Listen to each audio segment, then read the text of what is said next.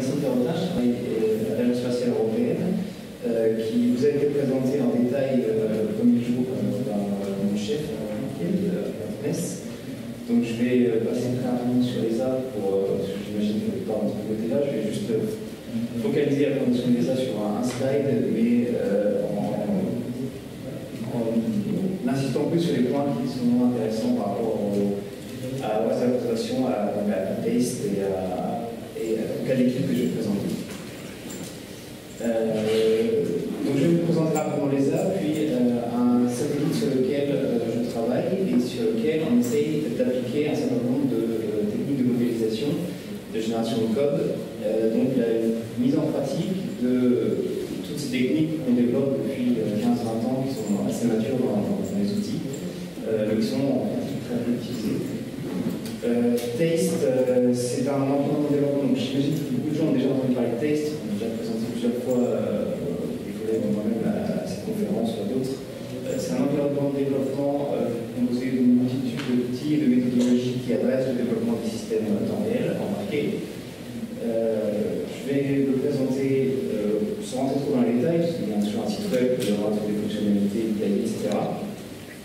Et je vais vous montrer ce qu'on a fait sur le projet Proba 3, ce qu'on est en train de faire, c'est un éditeur de développement, et ensuite où est-ce qu'on va dans l'avenir.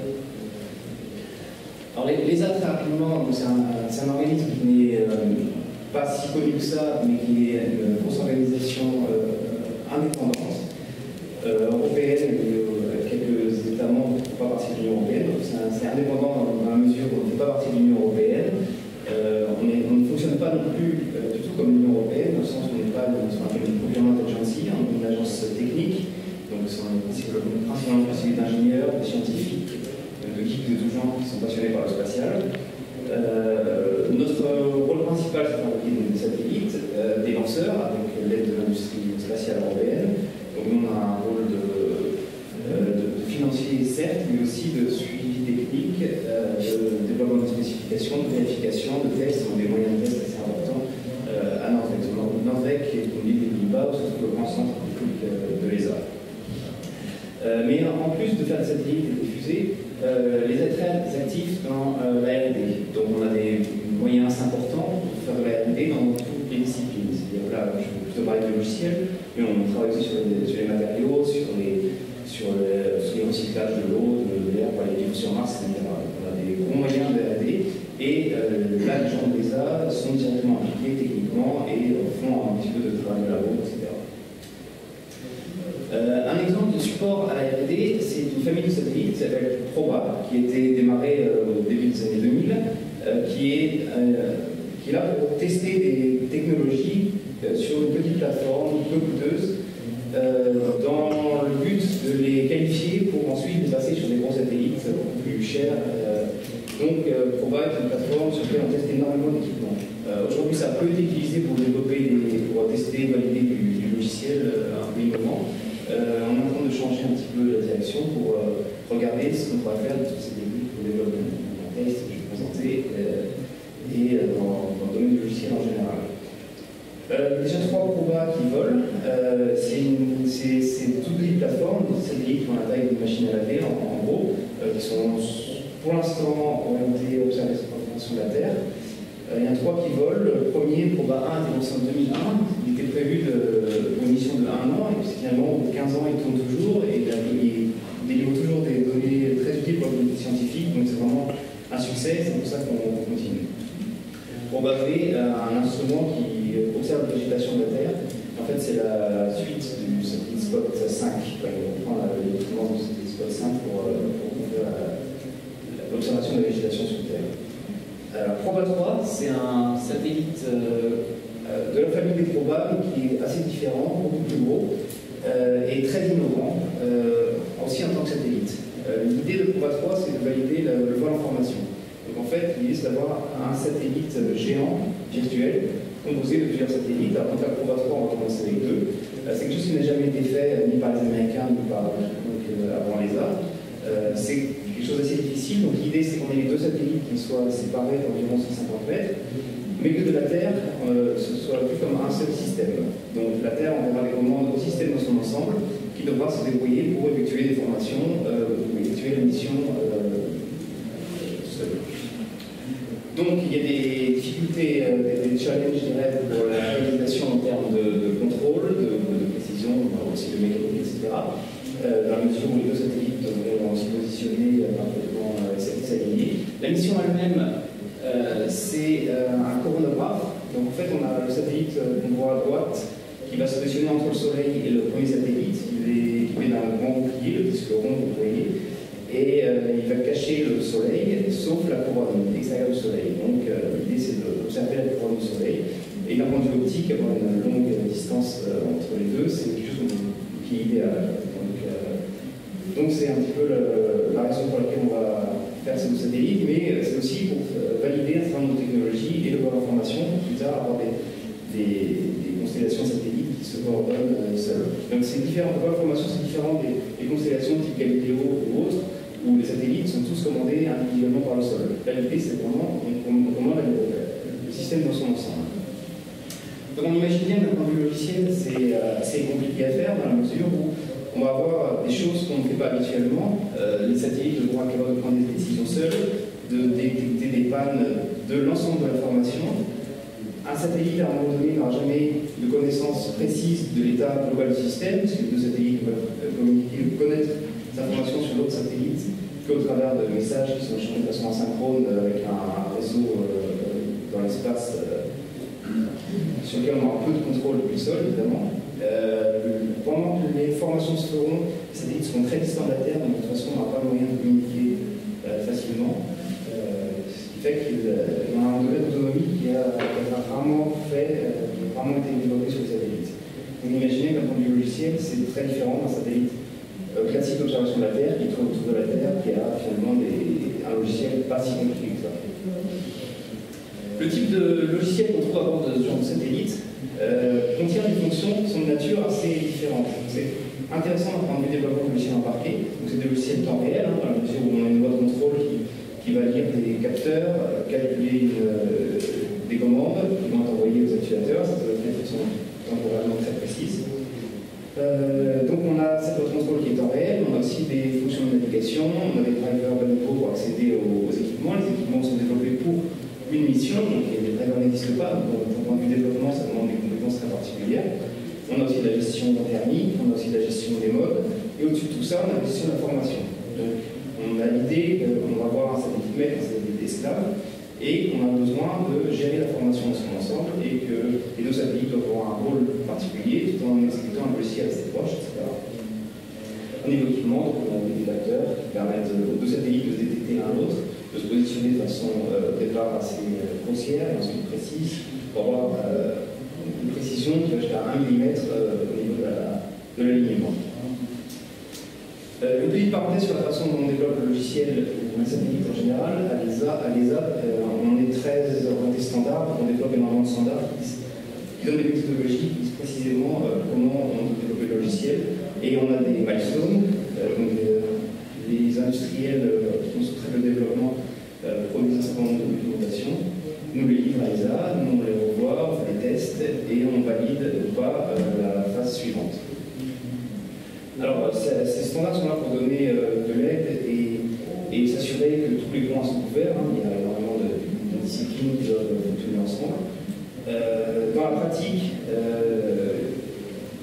le développement de la partie logicielle se fait vraiment sous forme très classique, de listes d'exigences textuelles qui sont directement codées en C et testées sur cible, un petit peu sur simulateur, mais il n'y a pas du tout très peu d'utilisation de modélisation, de technologie, de développement logiciel un petit peu avancé, comme tout ce qu'on va présenter dans toutes ces conférences. Ce qui, dans le cas des satellites, si on écoute nos fabricants de satellites principaux, ne pose pas vraiment de problème parce que justement 90% des satellites sont très simples, tournent autour de la Terre, sont en permanence accessibles depuis la Terre, donc s'il y a un problème, on peut toujours envoyer une nouvelle version du logiciel qui corrige, etc. Évidemment, des conditions de mission un petit peu plus compliquées, alors c'était le cas par exemple de Rosetta, mais c'est le cas de Proba 3 aussi. Ça, on voit très rapidement que ça a des limites parce que les comportements à valider sont très complexes, même à spécifier sont très complexes. Et donc c'est pour ça qu'à un moment donné, on a besoin de méthodologies plus avancées qui nous permettent de, idéalement, exécuter une spécification au plus tôt, faire une vérification, et ainsi de suite. Donc les caractéristiques principales de nos logiciels sont qu'on a des ressources très limitées à bord. Donc les processeurs les plus puissants qu'on a envoyés dans l'espace vont à 50 MHz. Encore en général, on a une limite. On a très peu de ressources, en termes de mémoire aussi. On a beaucoup d'hétérogénéité, donc je disais en termes de fonctions, on a des drivers, de la communication asynchrone, des lois de contrôle. Ça veut dire que le logiciel en ligne de code n'est pas énorme, mais par contre il y a énormément d'intervenants différents. À un moment donné, il faut mettre tout ça ensemble et s'assurer que tout fonctionne. On a des comportements qui peuvent être potentiellement très complexes, notamment dans la détection des pannes. Si quelque chose se passe mal en 4x3, on voit bien que si un des deux satellites tombe en panne au moment où il va faire une formation, le deuxième satellite va pas forcément être au courant immédiatement. Il y a des risques de collision, des risques d'évaporation, si les deux satellites se mettent à partir chacun de leur côté, ne puissent plus communiquer, se perdent l'un l'autre. C'est un risque réel, hein, qu'on a du mal encore à passer aujourd'hui. Et donc, à l'ESA, depuis une quinzaine d'années, on travaille sur tout ce qui est technique de modélisation, et on a des initiatives comme Savoir, qui est représenté hier par M. Terraillon, et Taste, qui adresse plutôt les aspects logiciels. Donc Savoir, c'est plutôt pour tout ce qui est avionique en général. Donc c'est un espèce de groupe de travail fédérateur de toutes les disciplines avioniques, et Taste adresse la partie logicielle. Si on regarde un logiciel, le développement typique d'un logiciel, on se rend compte qu'il y a énormément de technologies qui sont nécessaires. Je disais parce qu'il y a beaucoup d'intervenants différents qui développent des parties du logiciel, par exemple les lois de contrôle. En gros, aujourd'hui, tout le monde utilise Simulink. Donc Simulink, je reprends, Simulink est un logiciel utilisé de façon courante dans l'industrie spatiale aujourd'hui pour définir les lois de contrôle, quelquefois pour générer du code. On utilise évidemment moitié du C ou de l'ADA. On a en gros la moitié de l'industrie spatiale qui développe en C, l'autre moitié en ADA. Tout ce qui est, par exemple, binary, les drivers, etc. Quand on fait des tests dans le langage de script, donc c'est assez classique d'utiliser des langages comme Python ou Tcl, on a des accélérateurs hardware, on développe en VHDL, on fait des séquences diagrammes, donc MSC, et ainsi de suite. Donc on a énormément de langages qui sont utilisés dans la pratique. Par contre, quand il s'agit de tout mettre en logiciel cohérent, c'est pas si simple, parce que on a des langages qui sont complexes. Si on génère du code avec Simulink d'un côté, avec SDL de l'autre, on va avoir des générateurs de code qui vont avoir leur propre façon de générer du code. À un moment donné, si on veut les faire communiquer entre eux, c'est pas si simple. Ensuite, si on veut faire un script de test en Python qui va communiquer le diagramme SDL, c'est pareil. Entre Python et SDL, il y a une petite différence syntaxique qui fait qu'on ne va pas forcément facilement échanger des données. Donc, Taste, en fait, c'est ça. Taste adresse ce problème. Entre autres, de rendre possible l'utilisation de différents langages de modélisation ou d'implémentation, comme C et ADA, et que non seulement au niveau des modèles, mais aussi au niveau de la runtime, quand il y a du binaire qui est généré, tout communique de façon transparente. Pour ça, on a une logique, une philosophie qui est qu'on ne veut pas rentrer dans le piège d'inventer des nouveaux langages qui cherchent à résoudre tous ces problèmes. Donc l'idée, c'est de réutiliser systématiquement, le plus souvent possible, des langages existants et ne pas chercher à réinventer la roue à chaque fois qu'on a un nouveau problème. Ce qui est un petit peu cherché à faire l'UML quand c'est arrivé à la fin des années 90, c'est un comité de standardisation qui se sont dit, voilà, on va avoir un langage unifié pour tout le monde, on va adresser tous les problèmes. Sauf que les gens qui font des lois de contrôle, évidemment, ils vont pas faire ça en UML, les gens qui font des drivers, ils vont pas faire ça en UML, et ainsi de suite. Donc ça n'a jamais vraiment pris, jamais vraiment marché.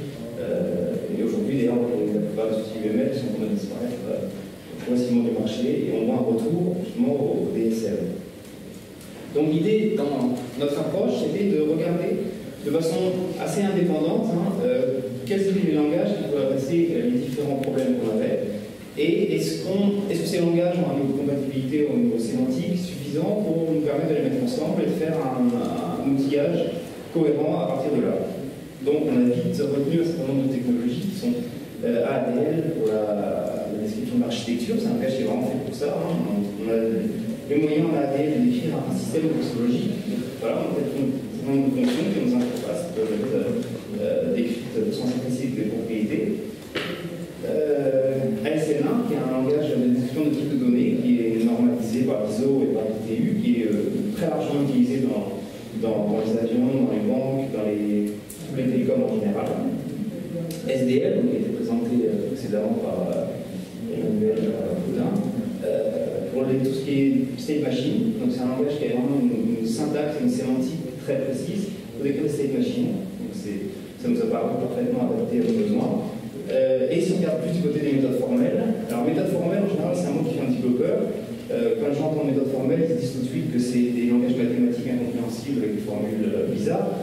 En fait, c'est pas ça du tout, c'est des langages de programmation qui ont en général une syntaxe, une sémantique très précise et qui méritent souvent d'être regardés un petit peu plus qu'aujourd'hui. VDL, c'est un langage de spécification qui permet d'écrire des contrats sur des fonctions, des conditions, des post-conditions, des assertions, etc. Un petit peu comme ce qu'on a sur Spark, pour ceux qui ont fait une présentation sur Spark à Daguerre. C'est un petit peu la même famille de langage, c'est un style fonctionnel, donc avec tous les avantages que ça peut avoir. Donc la première chose, c'est de ne pas réinventer la roue. La deuxième chose, c'est d'automatiser tout ce qui peut l'être. Donc ASNA, par exemple, un excellent langage de ce point de vue-là, parce qu'avec ASNA, on peut automatiser la génération des paquets de données qui sont envoyés à la satellite, donc ce sont les télécommandes et les télémétries. On peut décrire précisément les structures de données dans un modèle et générer tout le code qui va créer ces paquets. C'est ce que je vais montrer dans le cas d'étude. Et ensuite, c'est de ne pas hésiter à explorer les technologies, les nouveaux langages, pour voir si ça peut nous apporter quelque chose. Si ça nous apporte quelque chose, on essaie de l'intégrer. On a une plateforme d'expérimentation avec des langages assez ouverts, comme c'est beaucoup Python, notamment qui permet très facilement d'interconnecter les différents logiciels. Et évidemment, l'objectif, c'est que les développeurs aient plus de facilité à faire des logiciels qui marchent le plus rapidement possible. Donc évidemment, quand on fait des modèles, etc., l'idée c'est d'avoir toujours des objectifs en tête. Hein. L'objectif c'est pas de faire des modèles pour le plaisir de faire des modèles, mais c'est vraiment pour faire des meilleurs systèmes. Voilà, capturer l'architecture d'un système, l'architecture logique, ça a du sens parce qu'on a ce nombre de propriétés qu'on ne peut pas capturer en C, en ADA ou même en SDL. Donc c'est pour ça qu'à ADL, par exemple, voilà, c'est intéressant parce qu'on peut décrire des propriétés non fonctionnelles sur un système. Avoir de la cohérence dans toutes les fonctions du système. Toujours dans l'optique de faire des vérifications sur le système, donc avoir des modèles, pas simplement pour avoir des dessins, mais vraiment pour avoir la possibilité de faire des vérifications. Alors, Taste, en pratique, je disais, je ne vais pas rentrer forcément dans tous les détails techniques, parce que ce n'est pas forcément le plus passionnant qu'un site web qui présente, juste montrer quelques screenshots pour voir à quoi ça ressemble. Donc, l'idée, c'est que déjà, tout ce qui est utile pour l'utilisateur final est graphique, mais tout est composant textuel qui peut être analysé et écrit manuellement au besoin. Donc ADL, par exemple, qui est une représentation graphique qui permet d'écrire l'architecture du système sous forme de fonctions avec des interfaces. Chaque interface peut avoir des propriétés non fonctionnelles. Par exemple, on décrit une interface doit être activée dynamiquement, avoir une deadline, un temps d'exécution maximum, et ainsi de suite. Et on peut aussi décrire des tailles de files d'attente, enfin tout un tas de propriétés niveau système. Donc ADL se fait parfaitement à ça. Et donc on a développer un éditeur graphique. Alors, on fait travailler plusieurs sociétés. Il y a l'IDIS qui est présent en bas, ici, qui développe l'éditeur graphique pour nous. On a l'ISAE qui donne un support ADL avec la musique développée en lab. On a tout un outillage autour de ce langage pour décrire cette architecture. Ensuite, au niveau comportement, donc on utilise SDL, donc c'est tout à fait en ligne avec ce qu'on a vu avant, notamment l'outil Pragmadev qui permet d'écrire des state machines. On a aussi un autre éditeur SDL à l'intérieur de Taste. Donc vraiment l'idée c'est que les systèmes embarqués sont majoritairement des machines d'État. Donc quand on écrit un satellite, quand on développe un satellite, on a des ingénieurs système. La première chose qu'ils font, c'est qu'ils définissent les modes du système. Les modes du système, c'est le système est dans le lanceur, ensuite il est en mode opération, et il y a un safe mode, quand il y a un problème, ainsi de suite.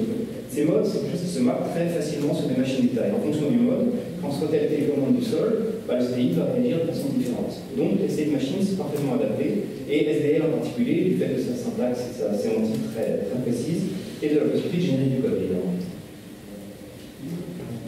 Alors, appliqué à un projet, donc Proba 3, c'est mon instrument Proba 3, donc le fameux chronographe qui va prendre des images du soleil. Le logiciel de l'instrument, c'est pas forcément ce qu'il y a de plus compliqué dans un satellite, mais quand même, c'est-à-dire qu'il doit gérer un schedule, il doit prendre des images, gérer des configurations, gérer toute l'électronique de l'instrument, et porter à la plateforme, envoyer tous toutes les données sur le fonctionnement, le statut d'instrument à un moment donné. Donc la caractéristique, c'est qu'il y a énormément d'interfaces. Ces interfaces doivent être gérées au niveau du projet de façon cohérente. C'est-à-dire que le logiciel qui a implémenté le code doit avoir des interfaces qui sont compatibles avec la spécification, avec la documentation, avec les tests et avec les bases de données. Et c'est facile à faire quand on a peu d'interfaces, si on fait une seule fois. Le problème, c'est que dans la vie d'un projet, les interfaces changent en permanence. Donc à chaque fois qu'on change d'interface à un endroit, ça se répercute partout. Et la mise à jour est en fait quelque chose qui est très difficile à gérer dans la pratique. Donc pour ça on utilise ASN1, donc c'est la technologie de taste qu'on utilise sur Proba 3 qui permet de décrire tous les messages qui sont échangés à tous les niveaux. Donc toutes les interfaces sont décrites avec ASN1. Donc on parle de fameuses exigences textuelles qu'on définit par le système, qui sont par exemple on peut utiliser un certain nombre de télécommandes avec des paramètres. Tous ces paramètres on les écrit dans un modèle en ASN1 qui est donc une réponse textuelle du type de données qui est très précise, qui permet d'avoir différents types de données, des structures, des choix et d'avoir des contraintes sur le type de données. Donc pour Proba 3, sur l'instrument, on a décrit en gros avec nos outils ASN1 toutes les structures de données. Et c'est là que ça devient intéressant parce que voilà, ce que l'industrie a fait, donc c'est une entreprise polonaise qui s'appelle N7 Mobile, qui est co-auteur du papier, a utilisé ces modèles de données pour générer quatre choses. D'abord, toute la documentation du projet. Donc, on a un modèle de référence en ASN1 et toute la documentation en termes de télécommande et télémétrie et qui va jusqu'au niveau binaire, qui dit vraiment comment les octets sont organisés. Tout est généré automatiquement à partir du modèle. ASN1 est un standard qui explique comment les octets doivent être alignés et organisés en général. Donc simplement sur un standard, l'outil peut générer des tables qui décrivent exactement la structure des données. On génère du code, c'est fait en C dans ce cas-là, mais le type de Lada, pour les types de données et pour les fonctions d'encodage et décodage. C'est-à-dire qu'on peut générer automatiquement des télécommandes, des fonctions qui génèrent des télécommandes avec des télémétries.